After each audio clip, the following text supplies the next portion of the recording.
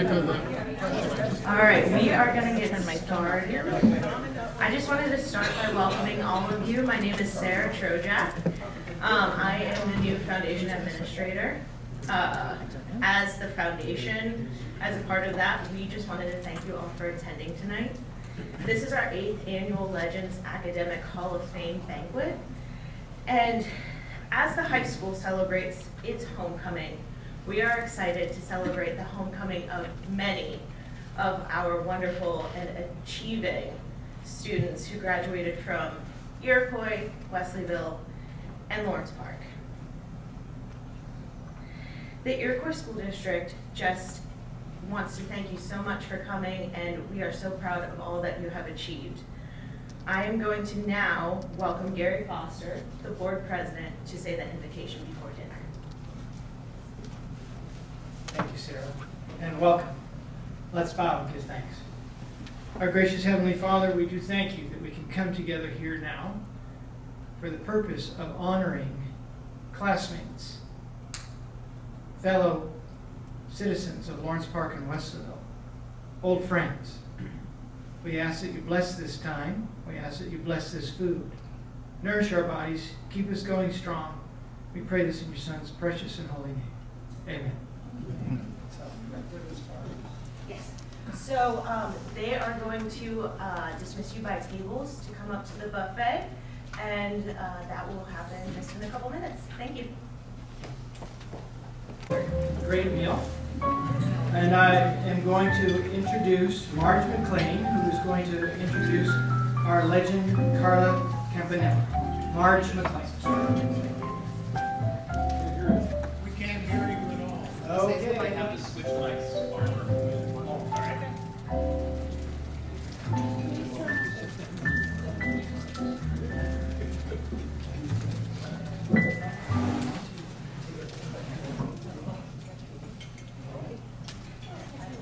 I just unplugged it. It won't work at all now.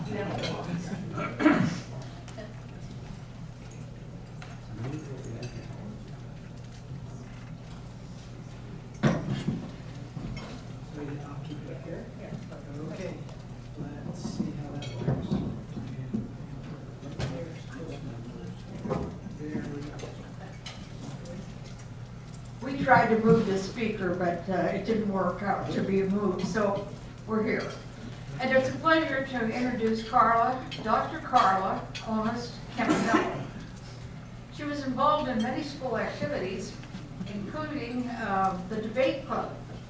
She was also involved in the science club, the AFS, Manita staff, and then she was a captain of the swim team.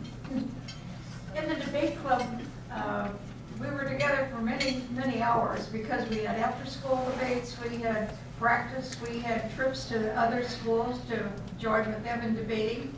So I got to know Carla quite well. She was a good researcher and a powerful speaker. The fact that she was grew up in a family with 3 brothers and a younger sister may account for her positive personality and concern for others. I always thought Carla was going to be doing great things, but I just never knew how great. She graduated from Iroquois in 1980. This is in your bulletins, but I think I'm going to just repeat it anyhow. In 1984, she graduated from Franklin Marshall College with a BA in Cultural Anthropology. 1986, from Case Western Reserve, Medical in Anthropology. 1992, Case School of Medicine as an MD. In 1995, she was board certified in family medicine. And in 2011, she did a second residency in psychiatry from University of Pennsylvania and was board certified. She somehow, along the way, managed to get married and have 3 sons. She married Dr. Carrie Campanella. Carla and her husband and her 3 sons spent 4 years in Western China working with NGO Friends of China, providing medical and political anthropological consultation on development projects. And from 2002 to 2013, she worked at the Water Street Rescue Mission providing medical care for the homeless, and served on their board. For the last 9 years, she worked in two clinics in Lancaster, PA, providing psychiatric service to the Amish and Plain Mennonite communities. Her research projects include iron deficiency among Tibetan children living at high altitudes. Who would have thought she could ever do something like that? It's a pleasure to introduce Dr. Carla Onest Campanello.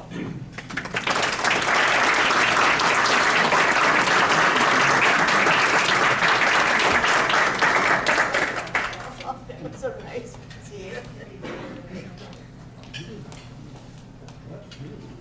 Don't worry about all these pages. I just need to write big at this stage of my life.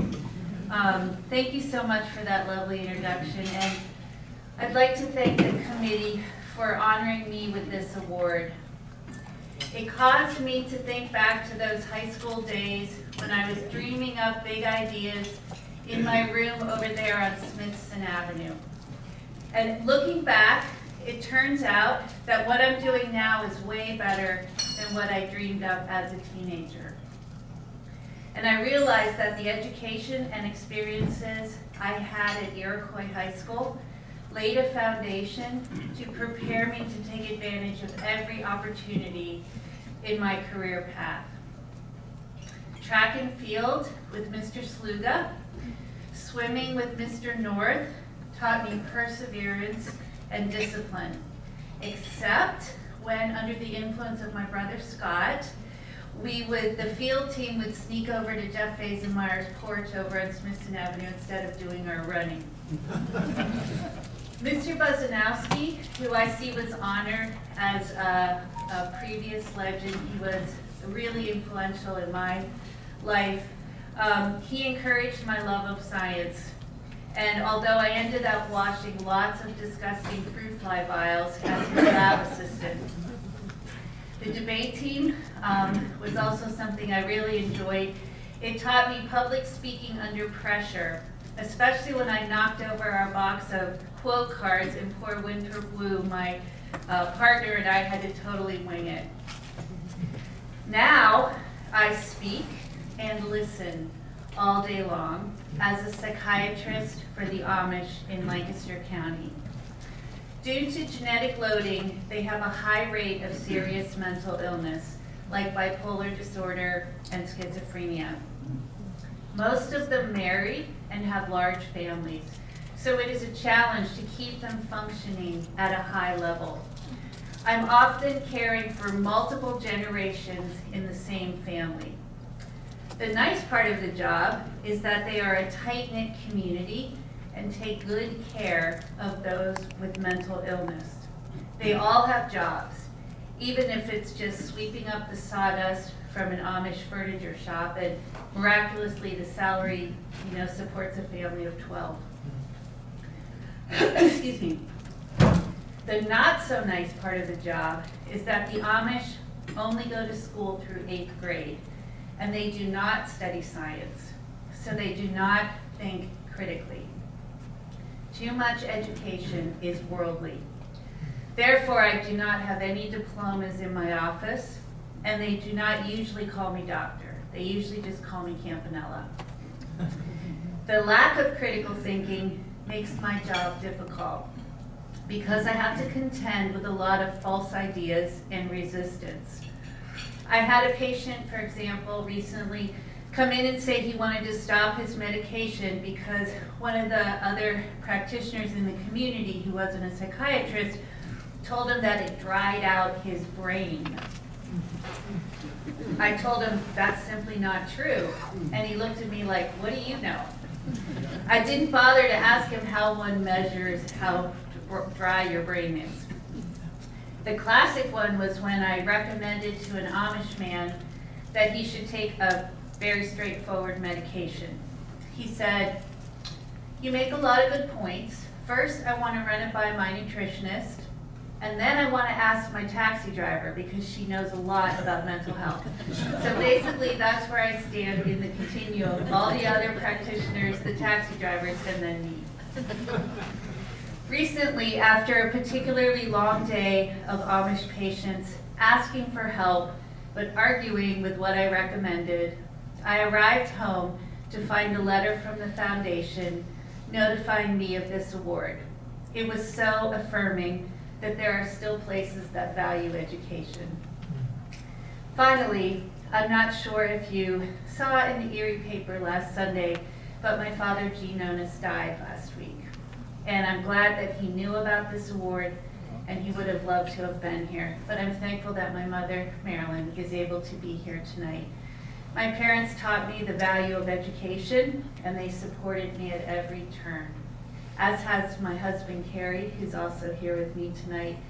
He's put up with a lot and done a lot in order to help me in my career and keep our family afloat. So thank you.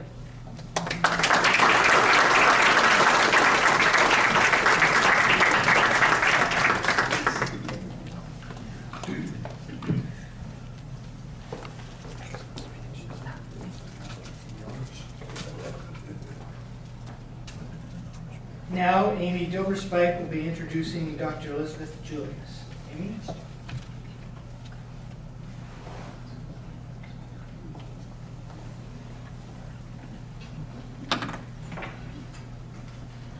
Hello, everyone. I just want to start by saying my name is Amy Doberspike. I currently teach at the high school, and right now my heart is racing because put me in a room full of students and I'm okay. A whole room of adults, I feel really hot and sweaty. So if I pass out, don't touch me. Just drag me off to the side and have Liz come up and accept her award. It is my privilege to introduce the next inductee, Dr. Elizabeth Julius. Dr. Julius graduated valedictorian from Iroquois Junior Senior High School in 2008. She then attended Mercyhurst University in the sports medicine department and graduated in 2012 as an athletic trainer before going to Palmer College of Chiropractic in Florida, graduating in 2015.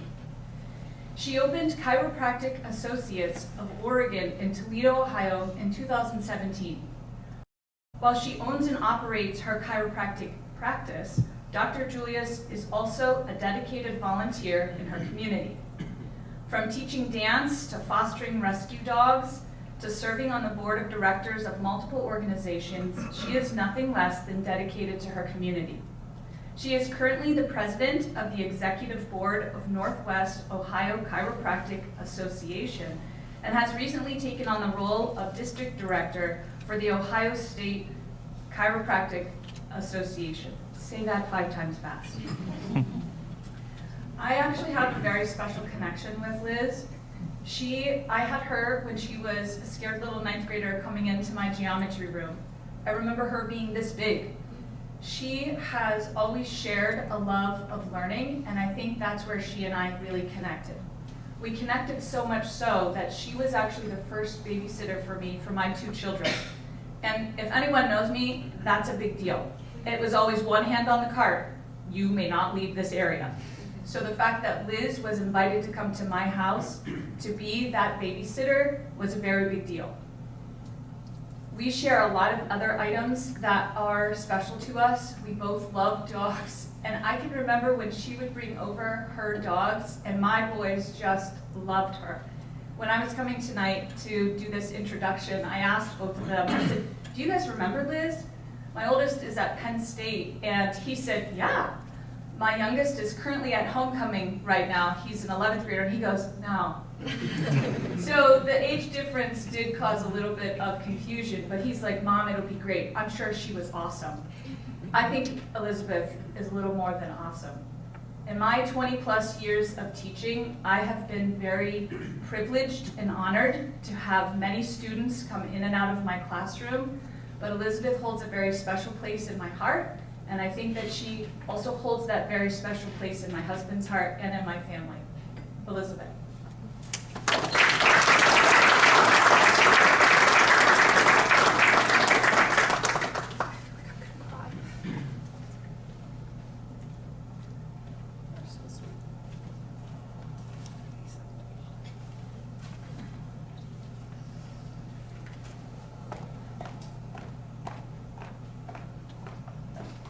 Thank you for introducing me, Mrs. Doverspike, still.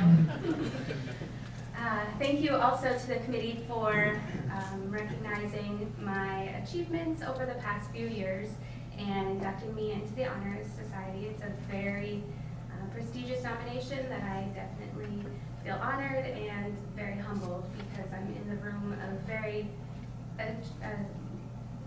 well achieved people. I've been a chiropractor in my office now for 7 years, and there's days that I feel like I'm still starting out, and then there's days that I feel like I'm well established. But I know my love of science started at Iroquois, and I was able to learn my math skills and science skills that I needed throughout undergrad and grad school, and it helped me do well. I really appreciate being nominated and accepted into the society.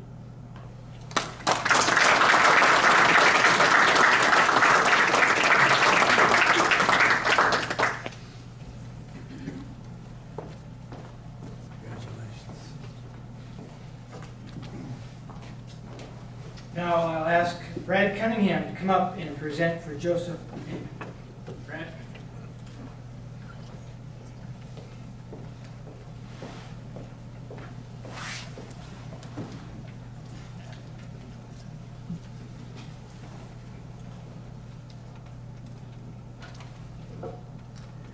Good evening. Joe and I grew up together in Lakeland back in the 1970s. Seems like a million years ago, but it was a different time back then. I saw him every day at the bus stop, and we were in many classes together in junior and senior high.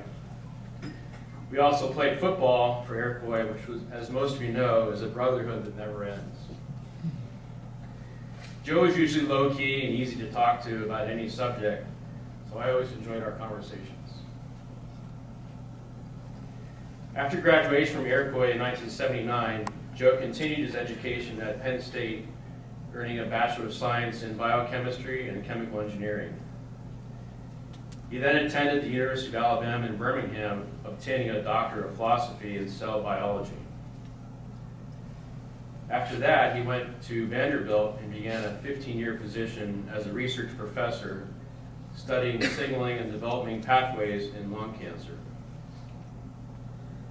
For the past 12 years, he has continued his research into the prevention of lung cancer as a research assistant professor and as a staff scientist at Ohio State.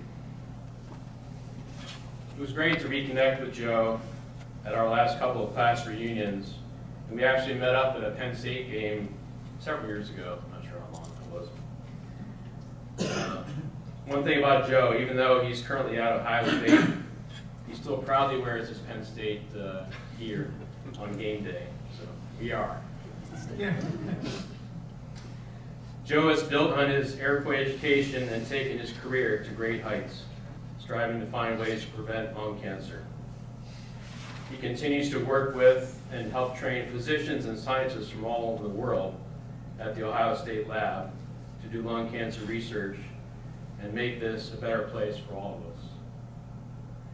I'm proud to be his classmate and his friend, and honored to introduce Dr. Joseph Amon as a legend of Iroquois.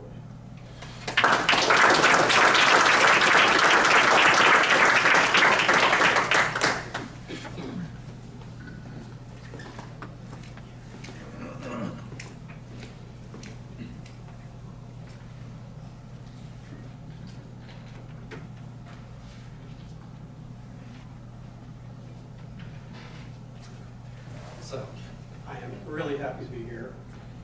It's truly an honor to be inducted into the Academic Hall of Fame. A very unexpected honor, actually.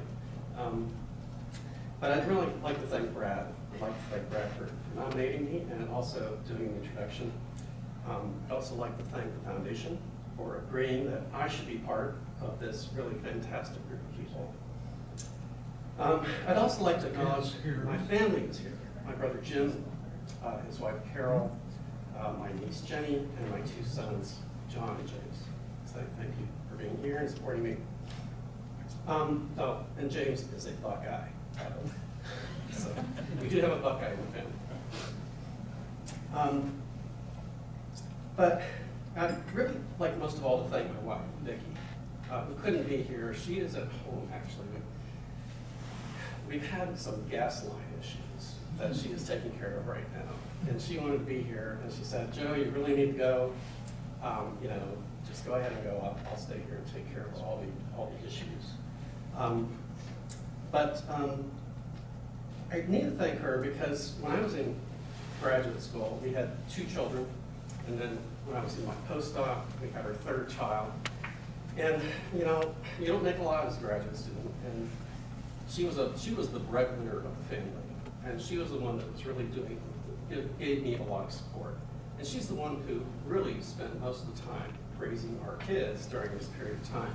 I spent a lot of time in the laboratory, both when I was doing my graduate work and when I was a postdoc. And I mean, she really gave me so much support that I'm very appreciative of that. So the other thing I'd like to say is that at Iroquois High School, I got a fantastic education. I really, really loved my chemistry class. And it's my chemistry class where I decided exactly what I wanted to do with the rest of my life. I wanted to go in some kind of field of chemistry. And a lot of that had to do with Mr. Luce. Mr. Luce was a great, great teacher. And you know, I remember in chemistry class, he had this huge slide rule at the front of the board. And you know, at that time, I didn't know how to use a slide rule. We had calculators. And these were calculators that were these, you know, like this is the 70s. So these are like bricks, right? They had 4 functions for the most part. You know, the red LEDs. And then he would throw us a problem. And he'd be up there working on the slide rule, and we'd be punching our calculators. And actually, he's the one that usually won. So, but you know, he was the one that really influenced me the most. And you know, it's hard to know how you influence people, but you know, sometimes we bring undergraduate schools or students into the laboratory from undergraduate schools. They usually get a summer project, and I had this girl who was an undergraduate, and I was training her. She had her project. I was teaching her some molecular biology techniques, and 3 days ago, and this is like summer of 21, 3 days ago, I got a text from this girl, and completely unexpected. And she said, I just had a professor today tell me about all these molecular cloning techniques and PCR and how they're used in clinical, you know, trials and evaluations. And she said, I just knew exactly what he was talking about because all the things that you taught me during that summer. It's like, so you know, it's like that just, you know, it makes you feel good about what you do, and it makes you think that, you know, maybe you are doing some good with it. Maybe you do have some influence with people. And so anyway, I just want to let you know that it's just, I'm very, very happy to be here, and thank you very much for this honor.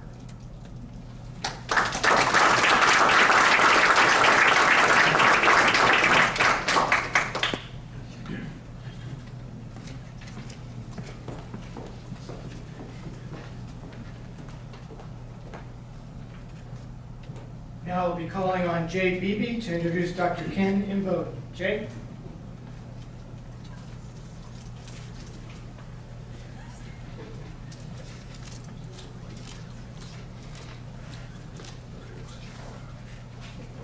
Good evening. Can you hear me in the back? Yeah. I met Dr. Imboden for the first time about an hour ago. I didn't know a thing about him until I read his bio a couple hours ago. I'm going to let him tell the stories because I think he's got some good ones. However, when I was asked to do the introduction, I found out that he's from Wesleyville. So I texted a couple of my classmates from Iroquois class of 1969 who live in Wesleyville.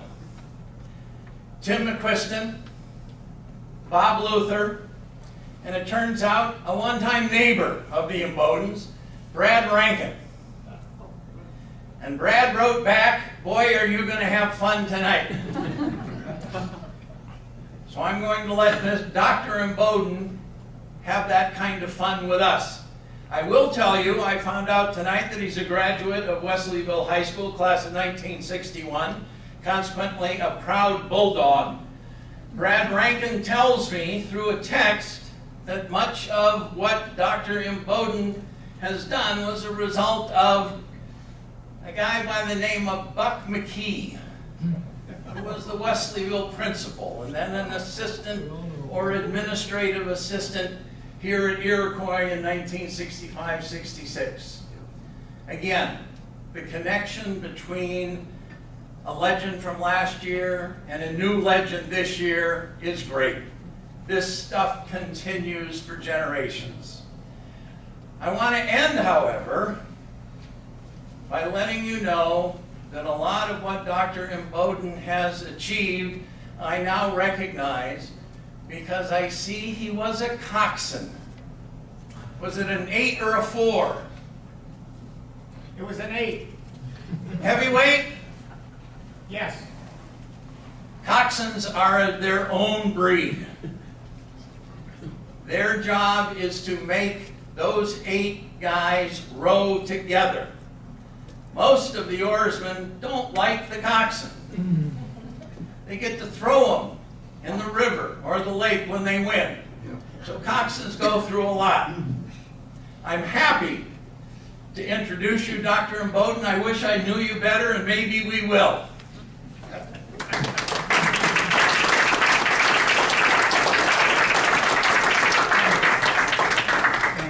Oh, you're welcome.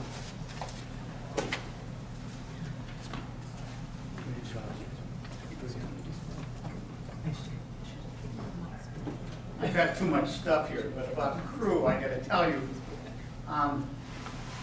when I went out for crew at Brown University, I wanted to be an oarsman, and they said, you're too short, you can't do that. And so I went on a diet, and I got down to 123 pounds, which I kept for 4 years.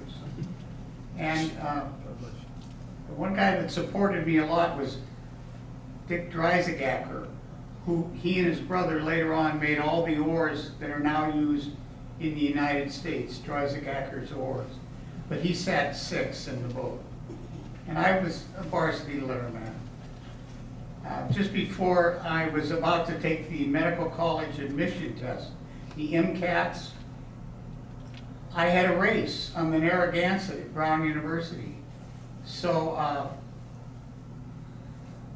I finished the race. Usually the coxswain tells the guys how to get the boat out of the water.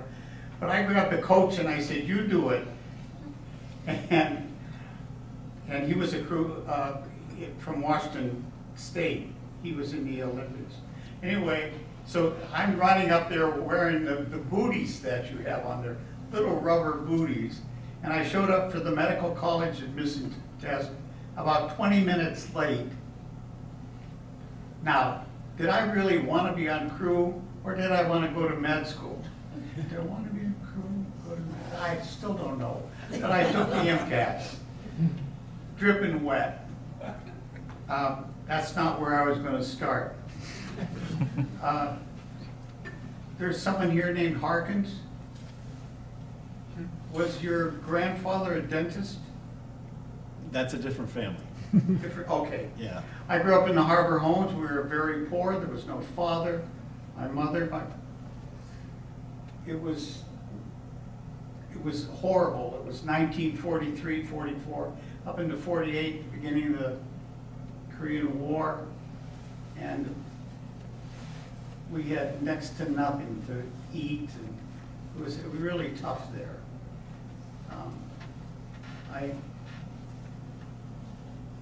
My first encounter with anything positive is when I got pneumonia when I was 7 years old, and my mother got pneumonia.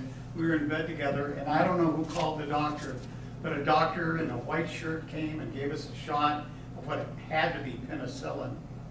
I don't know what the name was, but that saved my mother's life and my life. That's how I felt about it. The needle didn't hurt. Later on, when I had a lot of dental problems, I would take the bus from the Harbor Homes to Wesleyville to Dr. Harkins. And he could tell right away I had poverty. He took care of my teeth for years and never charged me, and told me if I ever got in trouble to come and talk to him.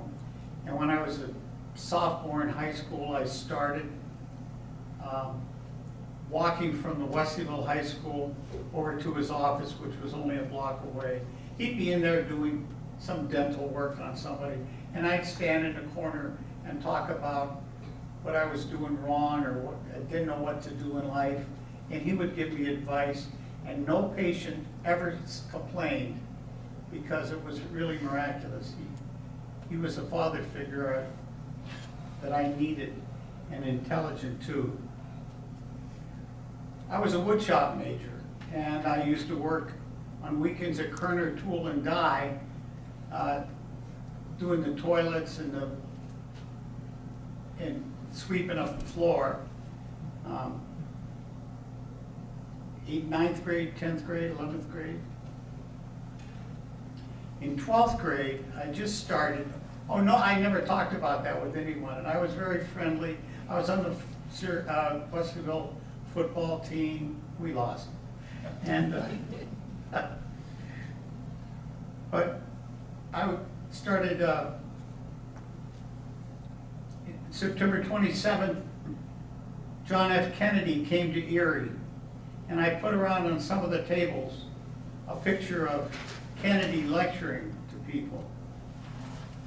And I'd never heard of him, and he wasn't running for president yet. He hadn't announced anything. I was actually following Delona Pokosh because I wanted to take her out. She passed away just a few months ago.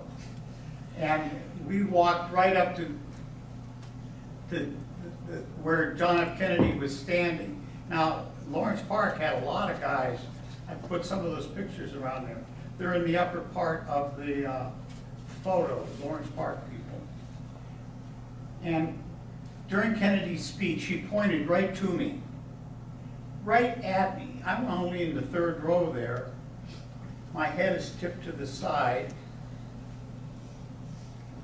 I'm right next to the girl with the white collar and the black sweater on. And he said, "You have gifts that you could give to people who are poorer than you. You could," what he was talking about, the Peace Corps. But he hadn't announced it yet. He wasn't running for president yet. But he said, if you went to Ghana as a doctor, think of how many lives you could save. And that just really got into me. I was delighted to find out there's this picture that was in the Erie paper, and there I am with my head cocked sideways looking at him, looking at Kennedy, and he just pointed at me, and he told me I could do something to help other people. I was a woodshop major. So anyway, Butch Pratt, who was inducted into the Athletic Hall of Fame last week, was my best friend, and he was the best man at my wedding with Donna. His dad wanted to take Butch to Buffalo to take the test to get into Coast Guard Academy. And so Butch invited me, and I went there, and we took this test to get into Coast Guard Academy. And I thought nothing of it. Came back home the next day, and a week later, someone from the Coast Guard comes in to see Big Buck McKee, the principal, and then asks about me, and McKee said, go see Mr. Luch, who was a science teacher. Now, Mr. Luch, he was right here today with his wife Donna. He had just gotten out of training, and he was only 5 years older than me. I'm 80 now. He's 85. And he taught chemistry. And there was something special about him. It's still there. He really could teach. And this guy from the Coast Guard Academy went in and said, do you know Kenneth and Bowden? I said, yeah. And how can I get to see him? So they called me over, he got me, and the guy said, you were incredibly high in the Coast Guard exam. Did you study for it? I said, no. And he said, you want to go in the Coast Guard? We'll give you a full. I said, I don't want to go in the Coast Guard. I just did that because Butch Pratt told me to do it. That was the beginning of finding out that I could do things. I'm going to jump ahead. You have my whole history there of what I did medically. I got into Brown University after I went to the Syracuse University and picked up 57 hours of A in the Russian language program. I was in the Cuban Missile Crisis. After that, I went to University of Illinois, still in the Air Force, and went to night school and took all the courses that I should have taken in high school. I was with a bunch of Amish Rays there that were working in the fields, the cornfields, and they were learning English, history, and I was with them. After that, I hitchhiked to the University of Missouri at Kansas City, which had just opened. And I went there for a wonderful time, and I took chemistry, calculus, physics, Russian history, because I knew Russian. And I was on the president's list, and he gave me a full scholarship. But I had just read a book by Charles A. Debler IV, Who Gets into College and Why, and he was the director of admissions at Brown University. So I thought I'd give it a shot. I wrote him a letter, and he said, come on over. And I hitchhiked from Kansas City, Missouri to Providence, Rhode Island, and I still had a uniform, and I put that on. Everyone picks up a soldier hitchhiker. And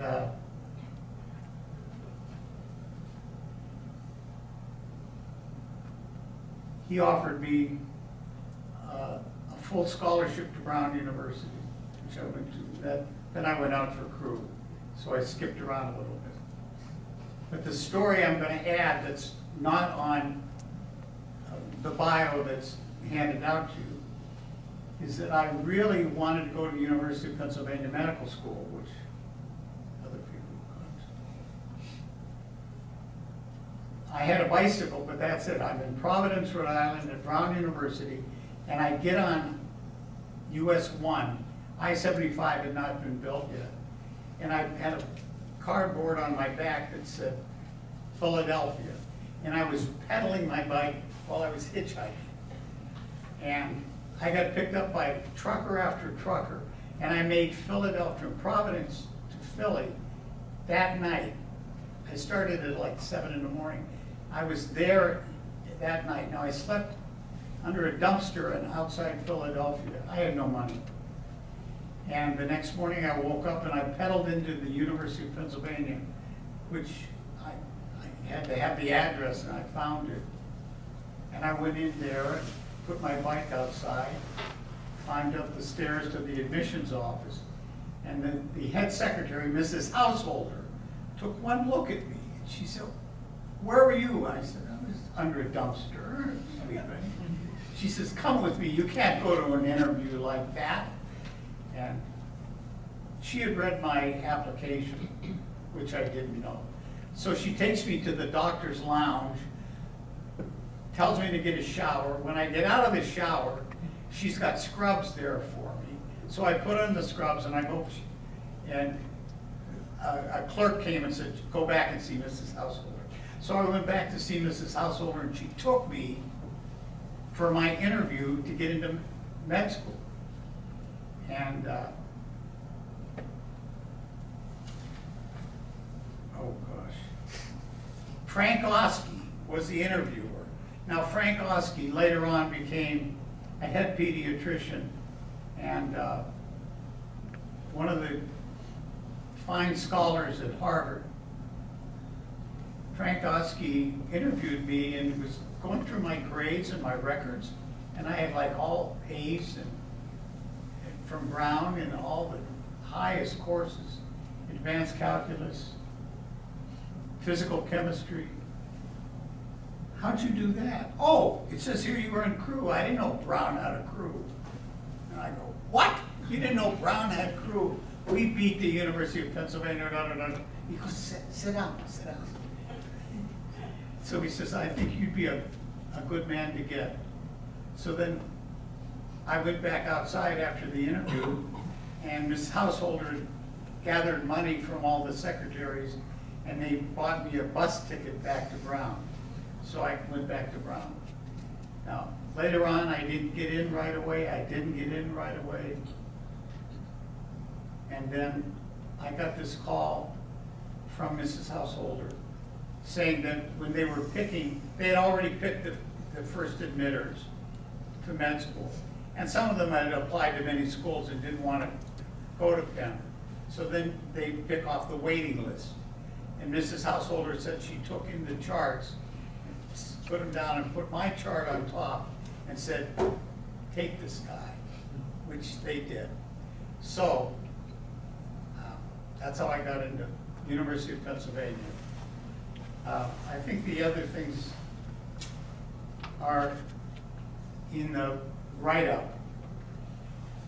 When I got in, the director of medical care was Arnold Relman. Now, Arnold Relman was from Harvard in Boston. His brother was a doctor too. And he had just been hired by Penn to be the chief of medicine. And he picked 4 students who had shaky backgrounds like mine. And he had us under his arm for the 4 years that I was at Penn. Arnold Relman was there. After I left Penn, graduated, was high in my class, very high. And I went to Syracuse Upstate Medical Center, and that's all in my bio. Because of JFK, I started a medical clinic for the Hmong who were helping us in Vietnam and had to be taken out of Vietnam to save their lives, because when the war was over, the North Vietnamese were going to kill all the Hmong. And many of them were sent to Florida and for some reason Syracuse. And I started a Hmong clinic, which was blessed by the Monsignor at St. Joseph's Hospital. And we had drivers and translators and everything, and we gave free care to the Hmong clinic, the Hmongs. There were a lot of things like that. I never did medicine for money. And I wrote a book with a few other doctors, the whole internist catalog, and this is in the Library of Congress. And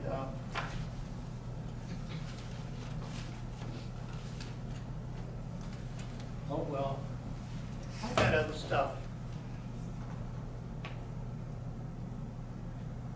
I started the first nurse practitioner program at St. Joe's, and I got my degree in electrophysiology as well as internal medicine. And when I got older, I became the medical director of the Rome, New York VA Medical Center. And I retired in 2012. So that's the end of the story, I guess. I'm here with my wife, Donna. Thank you very much.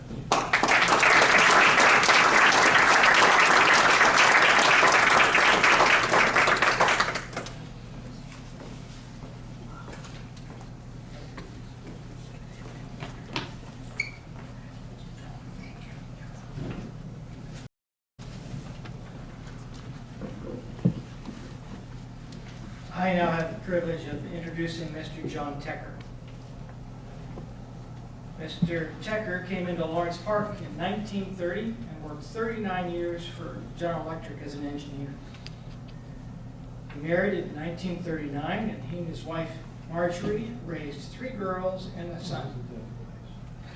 They moved in on Emmett in house that he designed and helped build in 1949. Mr. Tecker was not just a citizen of Lawrence Park, he was Mr. Lawrence Park. He was so involved with everything that you could think of, and he had an interest, not just as a citizen, but as a concerned person for the betterment of the community. He was involved in so many things that I'm going to go down the list just quickly of some of the committees and the different organizations that he was involved in. He was a part of the GE Historical Society, the Lawrence Park Historical Society, the GE Quarter Century Club, the Elfin Society, and he was announced to be the outstanding senior elfin around 1979 to 1980. He was a part of the Lawrence Park Lions Club, and he had been the director for many years. He was also the director for many years of the Lawrence Park Fishing Club. He was on the PennDOT Erie East Side Access Advisory Committee when there was a question of how they're going to get through Lawrence Park and do we divide it in half. He was part of the IEE. He was part of the Erie Power Squadron, and he was honored in 1990 as the outstanding teacher, and he was awarded the Chapman Award. Now, if you're not sure what the Power Squadron is, it is the squadron for boating, for safety and regulations. He taught those courses. He was on the board of the Erie County Center for the Blind. Here's one that rings true to me and others here.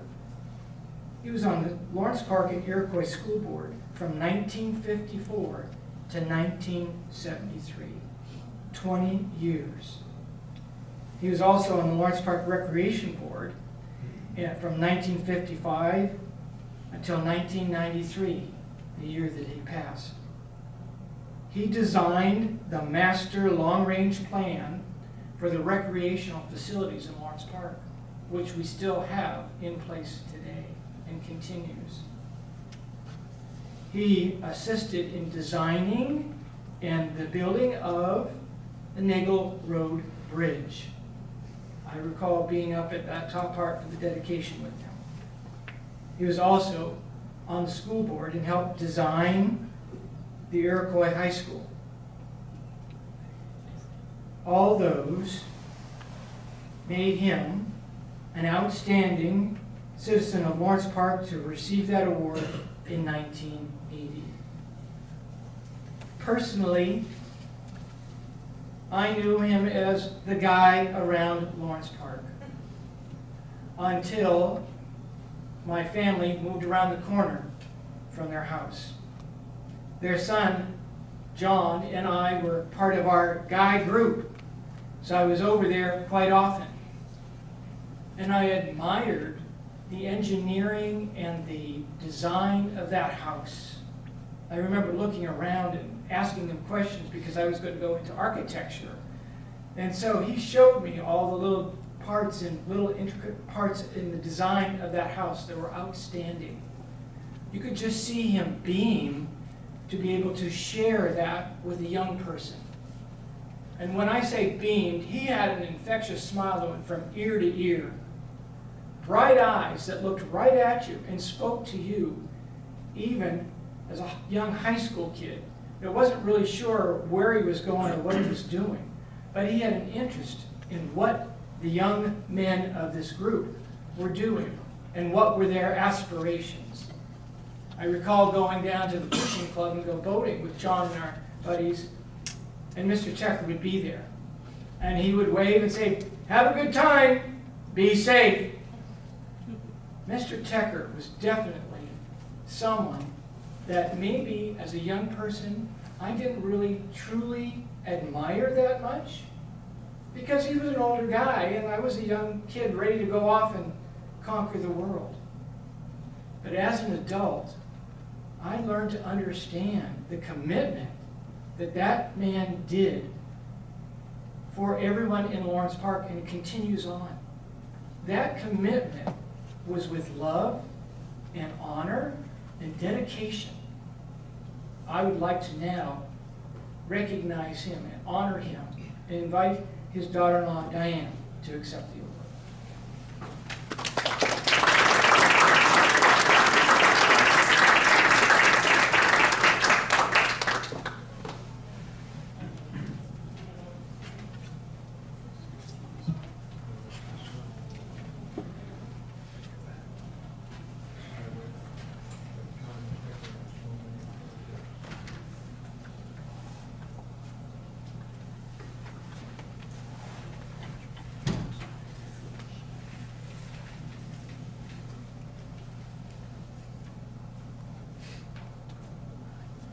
Hello. You guys do look kind of scary, so I smile.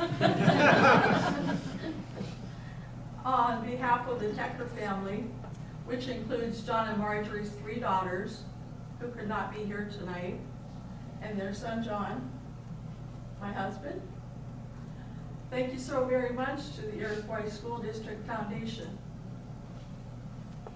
We are so proud to represent them as their father is honored as a Legend of Iroquois and inducted into the Academic Hall of Fame class of 2023. We were asked to say a few words tonight. These are some of their thoughts and remembrances of their father. Although he wore many hats and had many titles in the Lawrence Park community, at home he was just Dad. He was a storyteller, talked often of his early years growing up in the south side of Chicago as a poor immigrant child. Yet along the way, he learned how to make the very best of what life had to offer. His playground was their railroad yard. He and his friends would often hitch rides on the trains and then jump off before they got too far from home. But he always longed to see where the train would end. This is where his love of trains and traveling was born, and why he came to be an electrical engineer and worked at GE for 39 years. And he did take many Amtrak train trips and did see where they ended. Dad was a very involved family man. He liked to travel and explore new places, taking his family with him. He was especially fond of being in the great outdoors, often Canadian adventures for camping, hiking, canoeing, and boating. He eventually traveled to every state in the U.S. The Tucker kids all have memories of going to church on Sundays, as that, in those days, was a very important part of a family's social life. They all share memories of growing up in the family home on Emmett Drive, which Dad designed and helped build. Across the street was Elbow Tree Park, where they all played. Being on the recreation board, he kept a close eye on his children's safety. They recall times of spotting poison ivy, reporting it, and soon Dad would be seen investigating and spraying the park. He would do that annually for many years. His son John recalls being his right-hand man and assistant in so many of his ventures.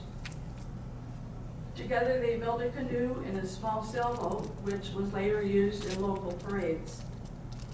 Also, Dad taught him how to ride a bike, build a soapbox derby car, handle a motorboat in all types of weather, and also navigate on family trips. Lastly, Dad was interested in many things in many areas. Also taught them about stars and navigation from their own backyard to the great outdoors. He was compassionate, willing to help others to his final days, regardless of where, when, or who. He was a tireless worker who loved his garden and a roaring fireplace at night with his family at his side. He was a wonderful father, ready to listen to any problem and whatever it was, and explain life as he saw it. He was really quite extraordinary. And that's what made him our legend. Thank you.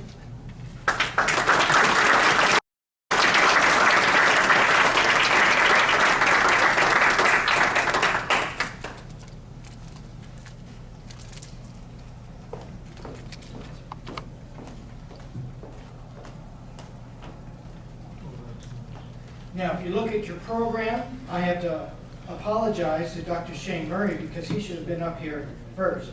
But we'll give him the opportunity now. Dr. Shane Murray.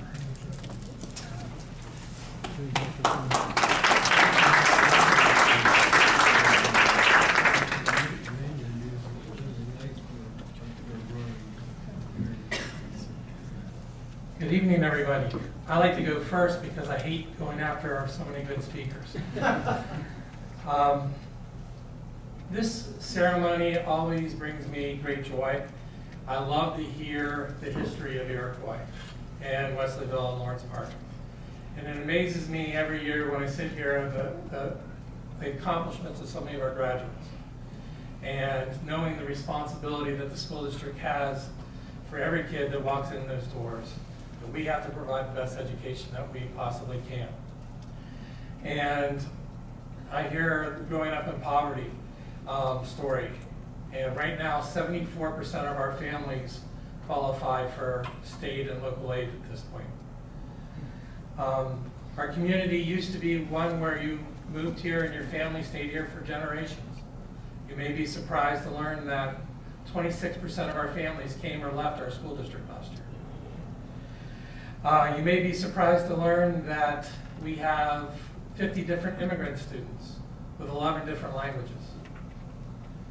And you may be surprised to learn that 25% of our student body now has an IEP. But the one good thing I can say is that although we face many challenges, we have some of the best and most caring teachers that you can find anywhere.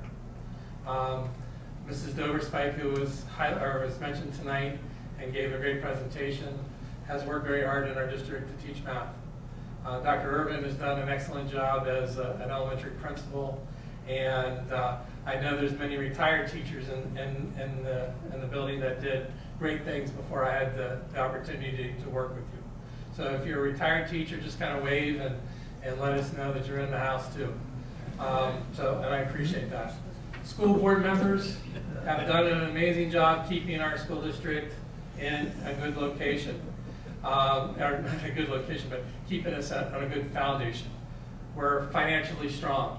Although we're the 17th most reliant on state funds to keep our district open, our school district has a healthy fund balance and does a lot of good things financially and has led us to be in a good place moving forward.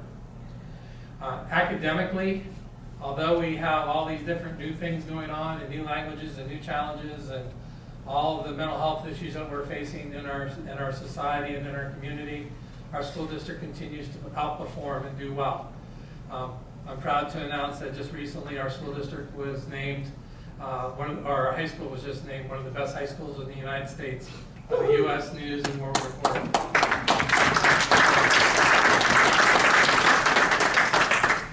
So, legends, we are very proud of you and keep doing great things.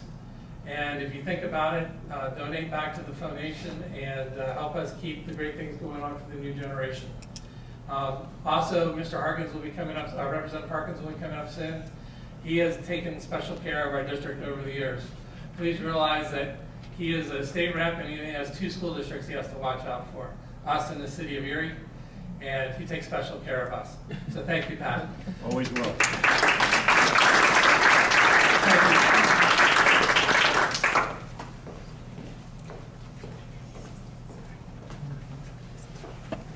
And now our representative, Pat Harkins.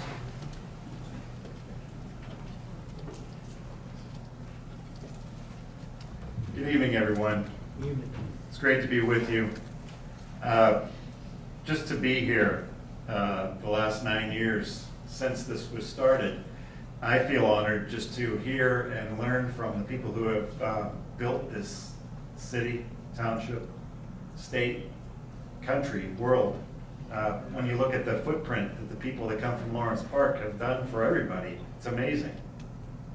Just to hear the stories this evening, I'm in awe of the two doctors, the things that they encountered. I was just in a forum with Edinburgh on Thursday about the Amish and the issues that they're facing. They resist government. Today, I think a lot of people are after watching CNN and some other news stations. But all kidding aside, it's an honor to be with everybody here year after year and to learn the history. And I heard the other doc talk about his dentist. My dad was Babe Harkins. I'm the youngest of 5. And he was the principal at Deal School. So I got to know Lawrence Park quite well. I got to know Wesleyville, the Apollo restaurant and all those kind of places. And like I said, I'm just very fortunate to be here, and I appreciate Shane and all the work that he does. He's my lightning rod when there's issues dealing with school districts and funding and just mental health issues this spring were brought to my attention, where I delivered that message to the new governor, how critical these things are for smaller school districts especially, and in the rural settings, not so much like the city of Erie, but I wouldn't have known that without Shane's help. And when GE was having the floundering problems that they were having before they merged with WabTech, it was Shane that told me the issues that the students confronted. And you step back and you think, these people who are employees, both management and union, that reflects on their kids. Their kids go to school, they have the worries that the parents relay to them, sometimes subliminal and sometimes outright. But I can't thank Shane enough. He's done such a great job with this district. The people that he's introduced me to and the things that he's taught me, I'll forever be indebted to him. So Shane, for myself and others, thank you for everything that you've done for this district. And like I said, I just am very in awe of the people who have come from here. A lot of these names in the past I've known through my dad and my older siblings, through sports, politics, government, and occupations. Like I said, I'm the youngest. I was the fortunate one to get to know other people through my siblings and my parents. I felt a debt of gratitude, and my parents raised us to give back to our community. So that's why I'm where I'm at. I had the good luck of being the UPS driver out here for about 15 years prior to being elected. So a lot of times people in Harrisburg will say, you know, how did you get to know these people in these different areas? And I said, I was in a lot better shape then, and a lot more challenged physically to run, door to door and from business to business. But all in all, I really appreciate you having me, and thanks again. But I have proclamations here from the State House from myself and Representative Bob Mirsky, who couldn't attend this evening. I won't read the bios. It was very clearly and eloquently spelled out from each recipient, much better than I could relay it, but I do have these for you, and again, thank you for having me.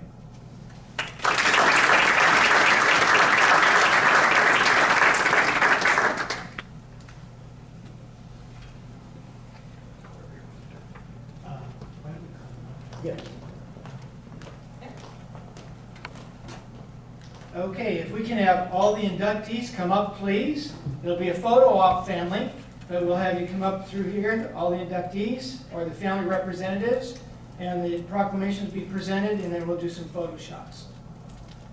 Come on up.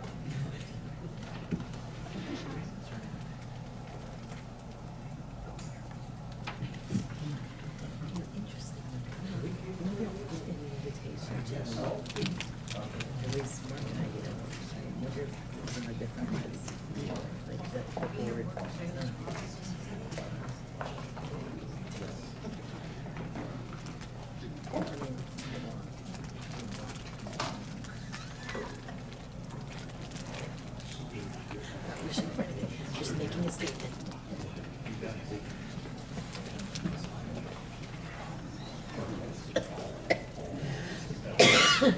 Just trying to be supportive. Just line up here, please.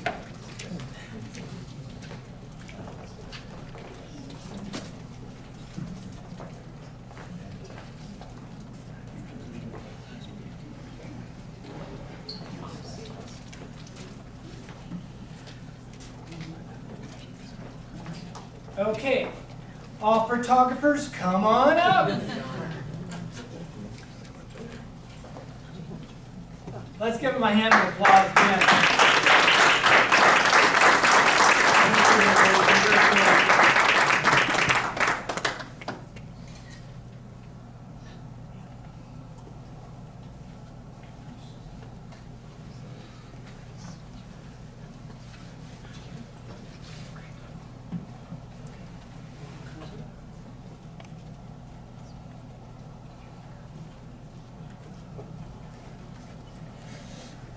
Thank you, everybody.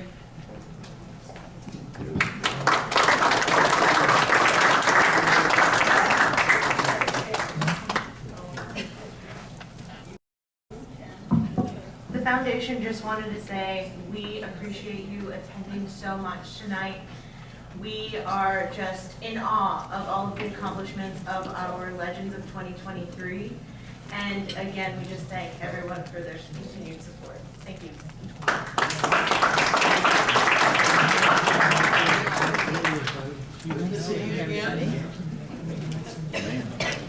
Thanks, Russ.